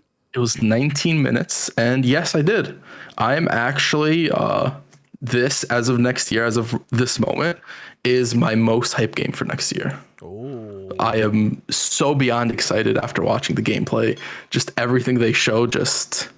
I had this question of how the open world would work in a Souls-like game, and it very much feels like the open world is less, I don't want to say less punishing, but less punishing in the way the Souls games normally are, in which the Souls games essentially feel like they trick you all the time. True. It feels, yeah. So it feels like those portions of it will probably be in the dungeons, which I think is a really interesting dynamic, which also puts the player less on guard sometimes when they enter a dungeon if they're not prepared for it. And I think there's a lot of really interesting stuff they could do from it. I think magic and ability wise, it seems like there's a greater variety, and they talked about them being attached to weapons, which means I don't know. I assume that there'll still be a resource you use for them and all that stuff, but it does seem like you are more proactive as a player, which I enjoy. On top of that, just the open world looked interesting to be in. I love the idea behind dungeons. The one boss, they showed 2 boss fights, which both looked really cool. One a huge was dragon. That was that. Yeah, that was ridiculous. You're riding around on the horse, you're shooting abilities at it, and seeing all that stuff is like, this looks really, really cool, and it looks a lot more I don't know what the word, grand, I guess, than I thought it would be, because I feel like, not to say that they don't have big bosses, but all of it's very dark and gritty, where I feel like this at least had moments where it was sort of like more high fantasy than they have. Than they've had. Not to say that this game won't be dark and gritty. I'm sure like that's their thing. I'm sure they'll still hit those marks, but it does seem like there might be a bit more variety, which I'm actually really, really looking forward to. I think the gameplay looked cool. I think the weapons they showed looked cool. I absolutely cannot wait to play this game. Is this game fully co-op? They didn't mention it, so I don't know. I hope it is, and they talked about co-op, and it seemed like somebody just jumped in, but who knows? Because these games usually do very roundabout co-op. They do hope it's more where it's like you can call a friend in at a certain moment and blah blah blah blah blah, blah, which I hate personally. They did show like 2 people playing together though. Like there is a moment of like them showing that. Like for me, I look at this game and I go, I want to play this game so bad. It looks so fun. It looks so interesting. I love the concept of like the Souls games. And I've played Demon Souls. I've played I know Sekiro's different, but I played Sekiro. I played Bloodborne. And I've had a fun time with every single one of them. Had a fun time with them. Like enjoyed my experience, but I've never been able to like actually beat them. So to be able to have somebody just be like, look, keep playing the game, enjoy it how you want to enjoy it, and then when you get stuck, just call me in, or we can play it co-op. Like to me, I don't know about the call me in stuff, but definitely we can play it co-op to me is like, oh please, that's all I want. It's just like, let me just play these games co-op. Like, so I hope that they showed a lot of 2 people playing, like more than I was expecting. They put a bigger emphasis on it than I thought they would. And obviously they touched on summoning. You can summon people to fight in PvP and all that stuff, which is pretty big in the at least Dark Souls. I don't think Bloodborne and Sekiro have PvP. They don't. Not that I don't think they do not have it. So they showed that, which I think is important for people because people really get into that. I just wonder, one of my biggest gripes when certain games do co-op is the person who's joining doesn't have progression and they don't unlock stuff and things like that. And I'm kind of worried from what we saw, because it was somebody, I'm gonna show you where the chest is, and you open the chest and the one guy who seems like it's his world goes and grabs the thing from the chest, and the other guy's just sort of standing there emoting. And that's kind of one of my gripes, and hopefully that's not the case. Like I could still, like, I'm gonna be 100% honest, if I enjoy this game enough and I'm playing it and you're like, I'm on this boss or I'm about to do this world, can you come help me through? I'll absolutely do it. It's no problem. I just would prefer if while I'm doing that, I feel like I'm progressing in some sort of way. Obviously, like I don't necessarily need to get every item that drops or something like that, but XP or something like that would feel nice. You just need to feel rewarded, right? You don't, as much as the reward is helping your friend get through, you still want to feel rewarded. I get it. I totally get it. Yeah, I mean, Elden Ring looks fantastic. I am so happy with it. It looked what I expected it to look like, if I'm honest. Which probably a little bit unfair on the game, because like that sounds like I'm underplaying it. I'm not. It looks beautiful. It looks like it plays amazingly. And honestly, I cannot wait for it to come out. Like it's gonna be done next year. Like we haven't had a game like that this year. No, I mean, no, we haven't. I don't think. Have we had a game that people have been that universally hyped for this year drop? Because like I can't think of one off the top of my head this year, like in anything. Yeah, if I I'm think being New honest, World would probably be the biggest one, right? New World was big hype around that. Yeah. So Yeah. Probably no. I don't think so. Okay. I don't think so. Next up, Total War Warhammer 3 release date announced, and it is coming to Game Pass PC day uno. The game will be dropping on February 17th, 2022, and Game Pass PC subscribers will be able to get it day one. This is obviously big news. This is, if I'm not mistaken, is this not a Sega published game? I do not know. But Creative Assembly, I'm pretty sure they're owned by Sega. Let me see. I'll look it up for you real quick. It is. Publisher Sega Okay. Europe. Yeah. There you go. But so I mean, this could be just early. I know it might not be, but it could just be early tellings of that relationship paying off. Where they're like, okay, let's test it let's test it out and see what happens. Well, Sega's also had like, I think Sega in terms of like Yakuza and stuff like that have had a pretty good relationship with Xbox and Game Pass. Starting to. Yeah. I don't think it's fully there yet. So I just think again, but again, it's that new games. Not I know the Yakuza series technically were new because there was some of the remakes and stuff like that. But like, they were new to Xbox. But you know what I mean. You know what? Yeah. Brand That's fair. new stuff. Like, That's fair. you know, yeah. Next up, Capcom dubs Resident Evil 3 Remake a hit after selling 3.9 million copies. Capcom is pleased with how its 2020 remake of Resident Evil 3 turned out. I added that. The publisher called the game, along with Monster Hunter Rise, a hit in its annual report published today, and has its numbers to back it up, which it has sold 3.9 million units.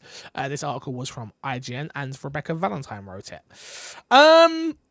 Yeah, I mean, it sold around exactly what it sold in 1999, which is like Resident Evil 3 in 1999 sold 3.5, if I'm not mistaken.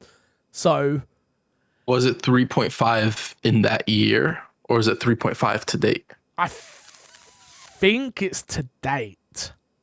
So then this is huge, no? Yes and no. Look, Christian, you ain't gonna get me to say anything good about Resident Evil 3, and I don't. No, I'm not. From sales, I know what you're saying. This is the problem. The problem you've got here is Resident Evil 2. Some people will say Resident Evil 2 Remake, it could be considered the greatest survival horror game of all time. I think that's a fair statement. And the problem is, when you bring out a game a year after that, it's always going to sell well. But just imagine if it was actually good. That's fair. Do you get what I mean? Like 3.9, it did amazing. But you just brought out one of the best games of all time. You're coming off the back of that. Yeah. Imagine. Okay, put it this way. Yeah. Imagine GTA 5 came out, and we consider that one of the greatest games of all time, and then they bring out GTA 6 a year after. Yeah. Yeah, it's gonna sell good. It's gonna sell well. I know GTA is probably a bad example. Yeah, no, GTA. I get what you're saying, but you get what I'm trying to say. Like, no matter what the next game was gonna be, in the Resident Evil series, I feel like people were going to give it a chance. And the problem was, it was Resident Evil 3, and they're like, well, it wasn't that good. It's nowhere near as strong as Resident Evil 2, and like, it's underbaked, and so many problems with that game that just frustrates the hell out of me. I'm not upset it exists, I just don't like what they did with it. But from a sales point of view, I'm happy for them, but I also think it rewards bad behavior, is my thing. Bad behavior may be a bit strong, they're not children. I'm going to say bad behavior because it needs a good spanking. But it just shows that, like, oh, we can do half the work and cut out big portions of a game and not treat this game and this IP with the respect it deserves, and we're still going to sell gangbusters. And that's what upsets me about Resident Evil, is you can do one fantastically well and it be just the best thing since sliced bread in my head. It's amazing. And then the other one, you're half baked and you're still getting relatively good sales around both. What did Resident Evil 2 sell? Out of interest. Let me see. Evil 2 Remake sales. It sold 8.1. Oh, wait. No, that's probably from... Is that as a whole, or... It says Resident Evil 2 has racked up 8.1 million units sold. I don't know if that's remake though. It doesn't specify. Let's have a look. 1 second. Oh yeah, they're talking about Resident Evil 3. Damn it, I can't find it. Resident Evil 2 Remake has now sold more than the original PlayStation when it surpassed 5 million. So it's over 5 mil, all right? So we know that for a fact. There's that part that upsets me, you know? Yeah. There's that part that upsets me where it's 6.1. It looks like it's at. Oh no, I'm a liar. That's overall 4.9. Yeah, about 5 mil. It's 7.8. 7.8 mil. Oh, I see it. 8. Yeah, I've got 8 million here. 8.1. So yeah, on this. so 8.1 is what it was at.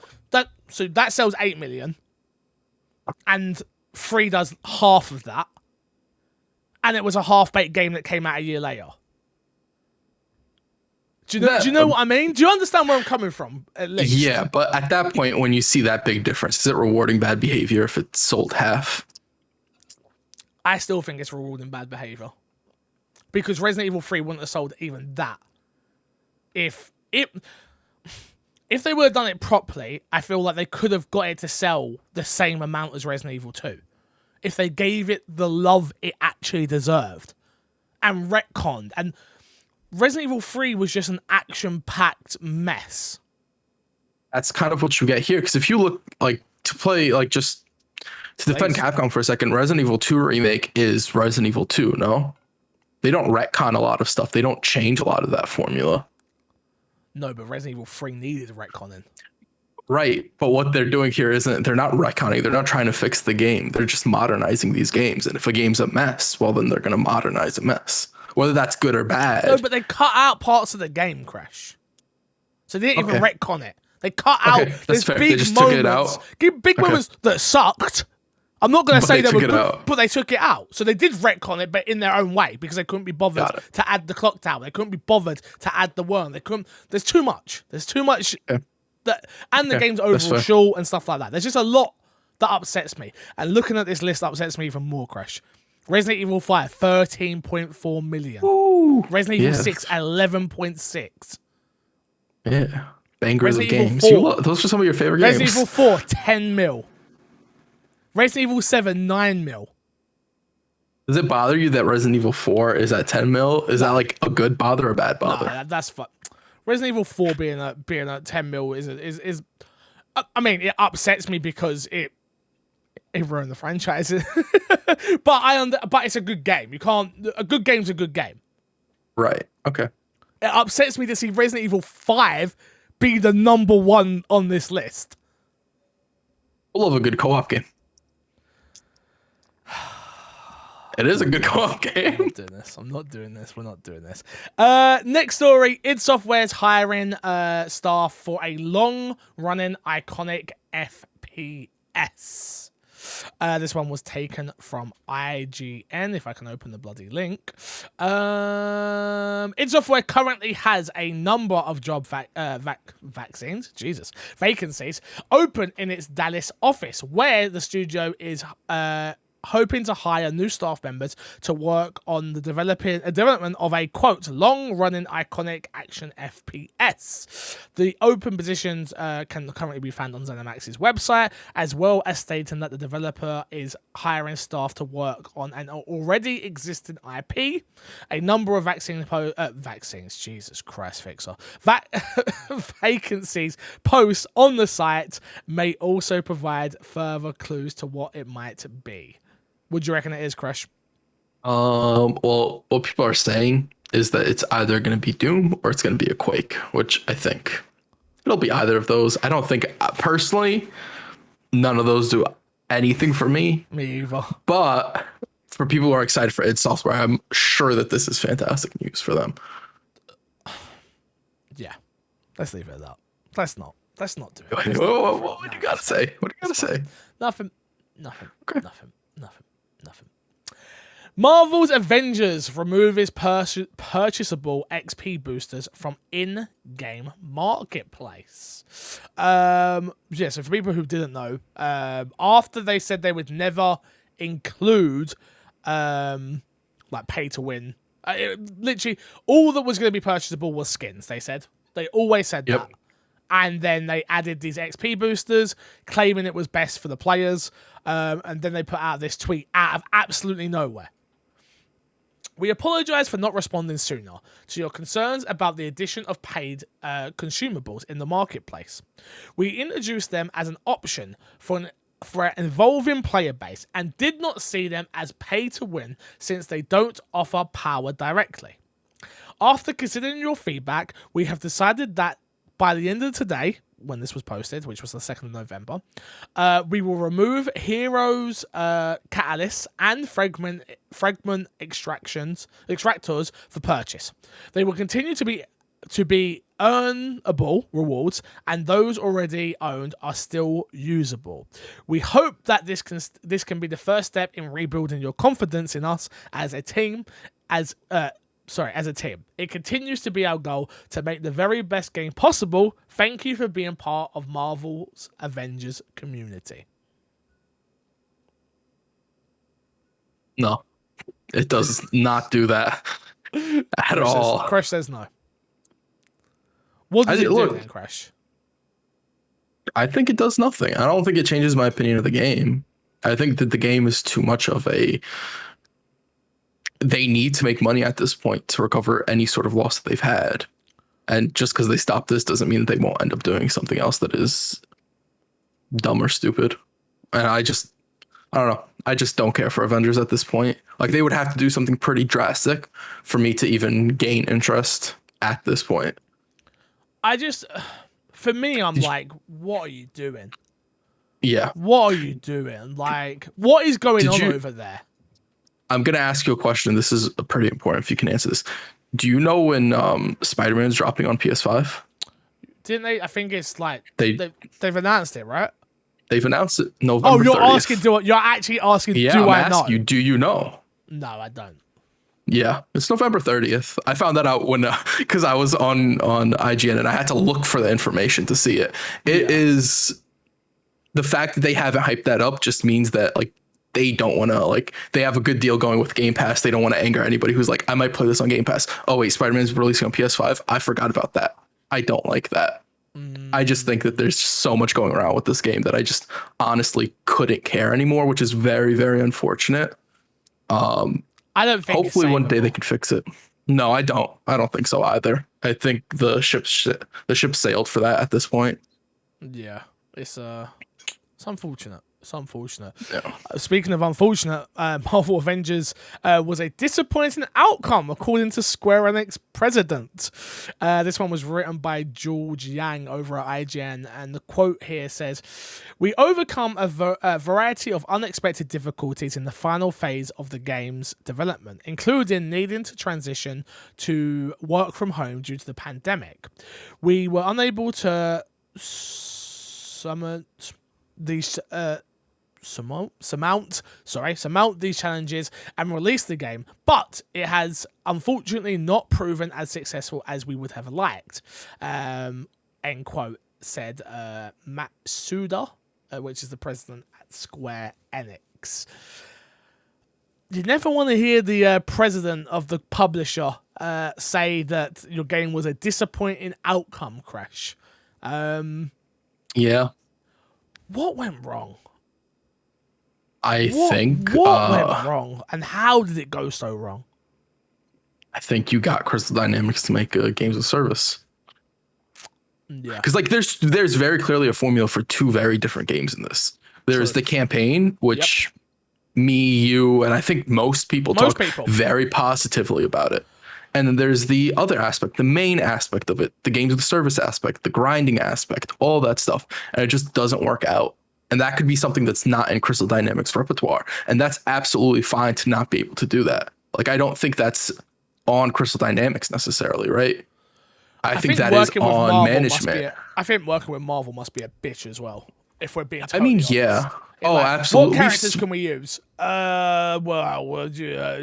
can just imagine. Well, we also saw it with Marvel vs. Capcom Infinite when that came out. That was kind of a mess as well, even in terms of like them putting out trailers. I don't know. And stuff. Yeah, not just that, but it's like whenever a trailer came out, like a Marvel hero could not lose in a fight in any sort of trailer or something like that, which is absurd. It's like Captain America can't lose a fight to Ryu or something like that, or Ryu or whatever. And it's like it's just what was it?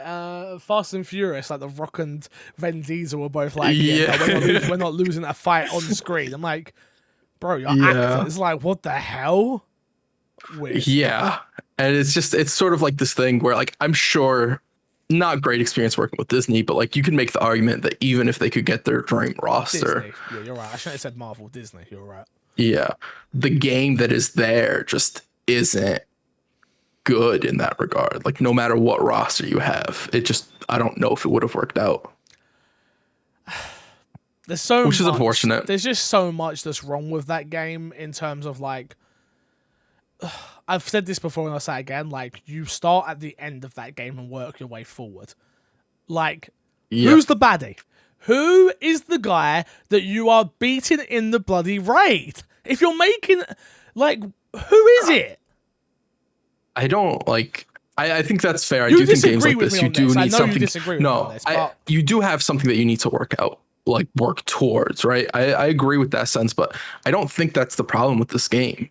I think this game on a fundamental moment to moment level, aside from gameplay, like what am I doing? Why am I doing anything? Yep. It just misses that. Like, I don't think the gear is interesting. I don't think leveling up is interesting. The skills aren't necessarily interesting. Like, my character doesn't evolve drastically from the moment I pick them up to the end. They only end up feeling complete, which that isn't the feeling you want in a grinding type of game. You don't want to feel once you're done leveling up like, oh, now my character feels complete. No, it's like, now how do I make my character more fun? What gear do I look for? What sort of effects do I look for? And they have some interesting ones. They have the ones that can make people smaller and stuff like that. They have a lot of cool stuff. It's just, it's underutilized, it's underbaked. It's just never feels like a complete experience, unfortunately. Sucks, man. It sucks. Yeah. Speaking of sucks, Marvel's Midnight Suns delayed until the second half of 2022. Take-Two Interactive announced it during an earnings call, if I'm not mistaken, that unfortunately Marvel's Midnight Suns is being delayed to the second half of next year.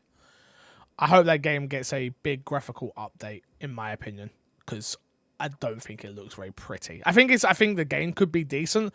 I just don't think it looks pretty. They put out a statement on Twitter. If you want to go read it, feel free to go and find it. Last couple ones before we get through here. Assassin's Creed Infinity, sorry, isn't a free to play. Isn't a free to play game. Ubisoft boss says. I don't even know what this is, Crash. I have to be totally honest with you. There was the rumor a while ago that Assassin's Creed was going free to play or something like that. That it was becoming games of service and all that. It was a while ago.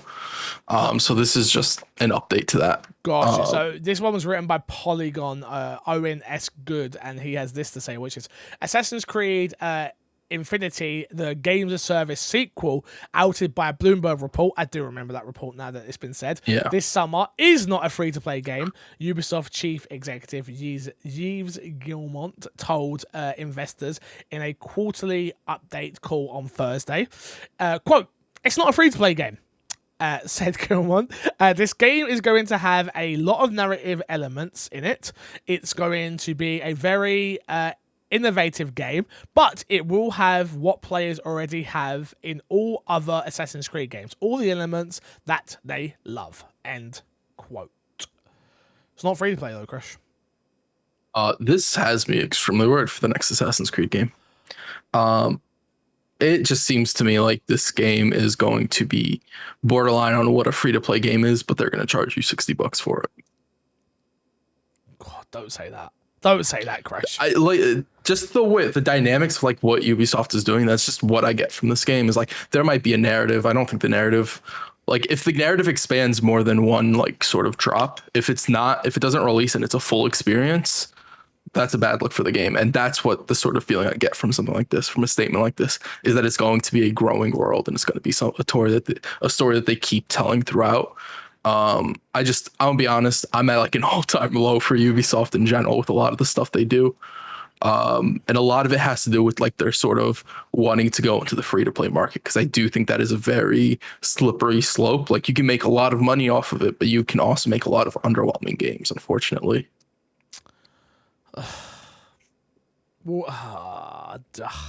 Ubisoft, man. Ubisoft! You make it so hard to want to love you, Ubisoft. Make it so hard. I hope I'm wrong. I hope this game's fantastic. Yeah, me too. Me too. This next story is a real crazy one. Take-Two cancelled an unannounced game, and it cost them $53 million. There's been an update to this story from Bloomberg, who said, according to Bloomberg reports, the unannounced game in question was being developed by Mafia 3 studio Hangar 13 and was codenamed Vault. The report goes on to say that the game has been in development since 2017 and had troubles with reboots, technology, hiccups, and COVID-19. The studio's employees will meet to discuss next steps on Thursday. There was another update after that on this article from IGN, who Kotaku reported has provided a few more details about the cancelled title, saying it was a third-person action title similar to Destiny and was cancelled because Take-Two determined the cost of development was too high compared to the game's commercial viability. Quote, "We are confident that there are many opportunities for H13 employees to work on other games in development, both at H3 and across the label," end quote. Wrote the studio head Hayden Blackman in an email to staff today. Quote, "2K also assured me that the company believes H13 can deliver a critical and commercial success and will begin developing future projects soon. Approximately 200 people are impacted by the cancellation of this game," says Kotaku's reports.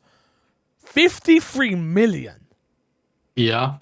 Games are expensive. We know that, right? Yeah. We know that, but damn. Yeah. I think it's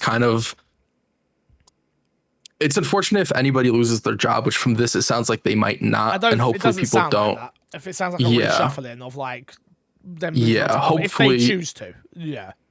So hopefully nobody loses their job, but I do think that this comes down from Take-Two as a smart business moves, because like this is like, oh, it's like a Destiny type game.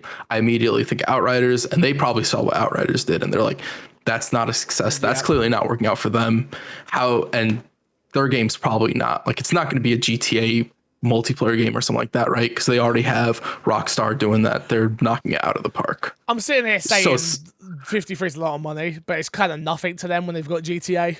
So yeah, so it's like, cut your losses here. We move away from it. Like, this is all good and done, because it's not going to be viable. It'll probably not look good for Take-Two as well to release something like that. Yeah. Which is unfortunate. I really want to know. I can't wait for when we find out in the future, like what this game was. Yeah. When I first heard this story, I was like, is it Bully? Is it Bully that they did and they canceled? No. But it's not. Be. It's no, not. It can't be. No. Yeah. It's the updates. I think if you would told me that first of all, I'd have been like, okay. But yeah. Because I think there was a quote when it first happened, is like, they said a game that can't exist in this climate or something along those lines. And it's like, oh, that could be Bully for sure. Yeah. But after the updates, they're like, no doubt. I'm so happy it's not. Yeah. Let's move on to the next story, just because I think it ties in well with what we're talking about here, which is Take-Two is preparing for a major surge in big game releases. Rebecca Valentine wrote this one on IGN. Take-Two, the parent company behind Rockstar and Private Division, appears to be cooking up something big. For the last year and change, they've been telling shareholders to expect a significant hefty release slate down the pipeline, promising the last physical year of a total of 93 games coming in the next 5 years, and more recently outlining plans for a slate of quote immersive core releases over the next 3 years. During today's earnings call, Take-Two continued to lay out expectations in a similar manner. Between April of 2022 and March 2024, it's preparing over 60 new releases, 23 immersive core titles, similar to games such as like 2K sports titles, GTA, Red Dead Redemption, 6 games from its independent publisher label Private Division, 20 mobile games, 4 mid-core games that are either arcade titles like WWE Battlegrounds or just generally something smaller in scope than say a GTA, and 9 games that are either ports or remasters. Crash. Yeah. Are we actually going to get Bully too? I hope so. Dude. Oh, I really hope so. It would be fantastic. Please. How has it not happened? Dude, I couldn't tell you. Like, I honestly, like, with how much people have wanted Bully, I don't understand how there hasn't been an attempt. That is probably my next freak out moment. You know, like when I say to you, like, especially with like reaction videos as of lately, like I've been less and less like, whoa! Like, no, if that got announced, it's done. It's done. Like, over. Chairs going through a door type situation. And probably put down lightly like I did last time. But you get what I mean. Yeah. Bro, like, oh, nuts. Yeah, no. I think I'm so interested to see what their full slate of games, because obviously we have Midnight Suns is going to count towards that. Yep. I'm curious to see what their full slate of games will be. Well, if you really sat down and thought about it, right? You got Tiny Tina, WWE 2K22, probably a new PGA game. You're gonna have a new NBA game. I know they've got the license now for NFL games that are not like core titles. So like the NFL Big and stuff like that, like the arcadey more stuff. They'll probably do another arcadey WWE game. You got Kerbal Space Program 2 that's meant to come out in 2023. And then from like core titles, GTA has to come within the next 5 years. Like we went for a whole generation without a new GTA game. Like I'm not expecting it too soon, but in the next 5 years. It'll be in the latter half of those 5 years. I think it's a safe bet. Yeah. But yeah, like I just don't get how you're not a Bully. How is a Bully not come out yet? Yeah. I think they gotta be, right? At least looking at it. Rockstar made Bully, right? So yes, if I'm not mistaken. Do you think it is a case of like them being like, no, you're not touching our IP? Like Rockstar can pretty much dictate what they want. You would fall inside a Take-Two, right? If they're like, no, like we know for a fact that there's already been concept art that's been leaked, and there was something that was in the works, and it didn't come together for some reason. Do you think it's just like Rockstar just being like, we will get to it when we get to it?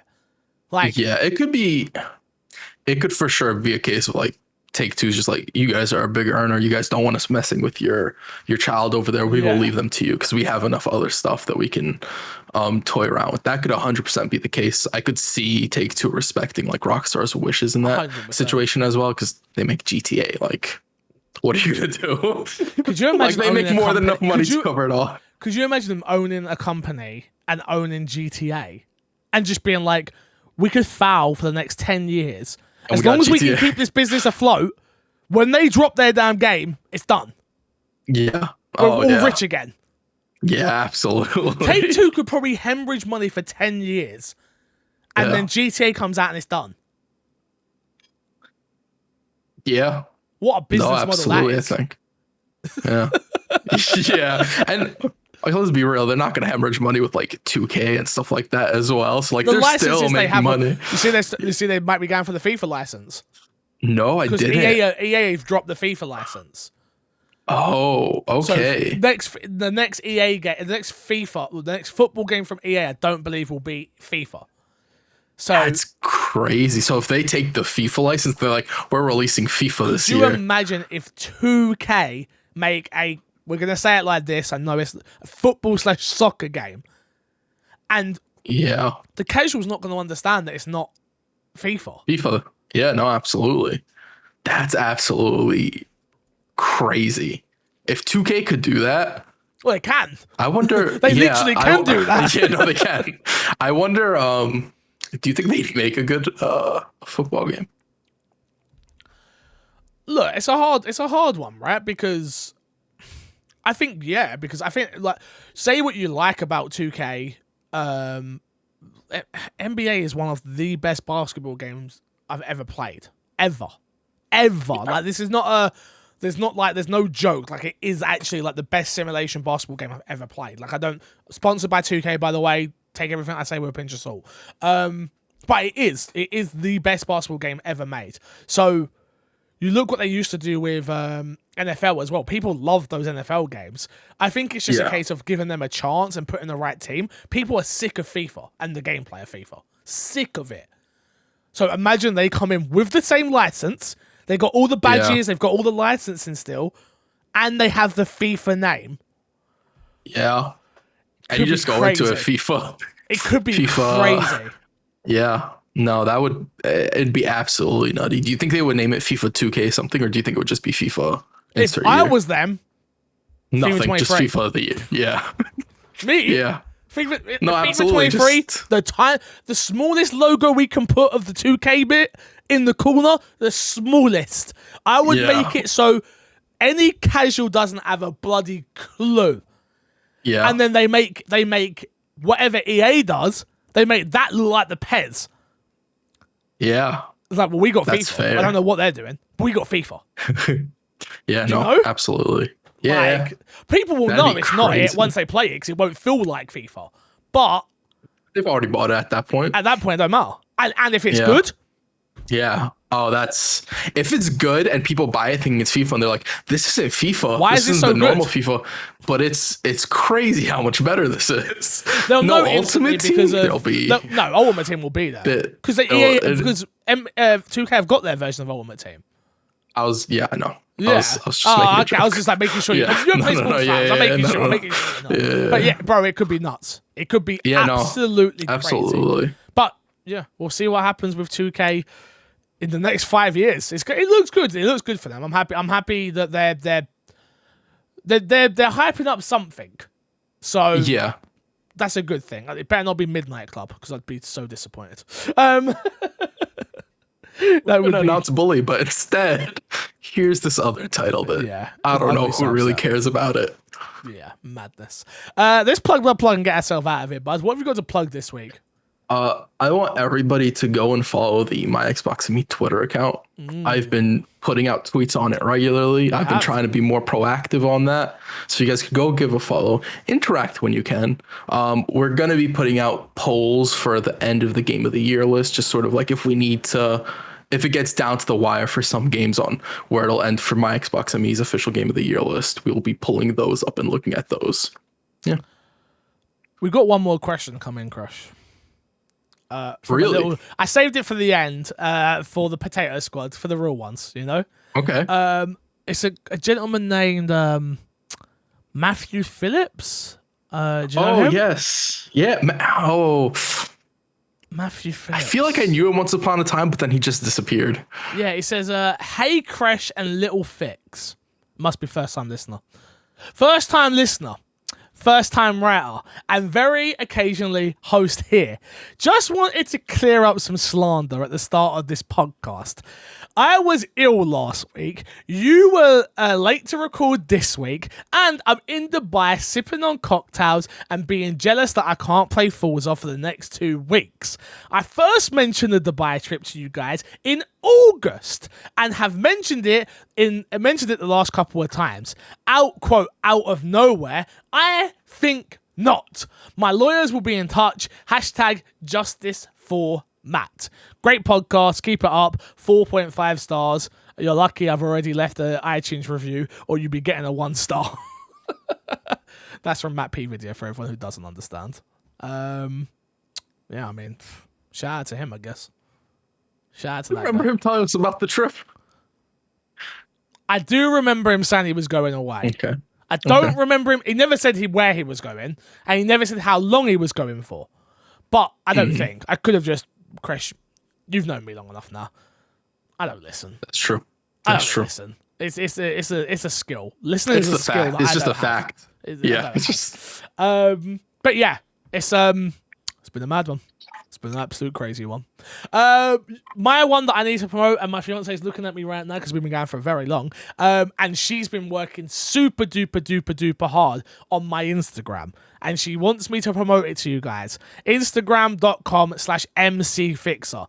We are almost at 2,000 followers, and she's been grinding. She has been grinding on IG to try and help me get my likes up, help me get more followers. So even if you don't do it for me, you don't like me, I understand that. Do it for Haley, because she deserves it. You know? Yeah.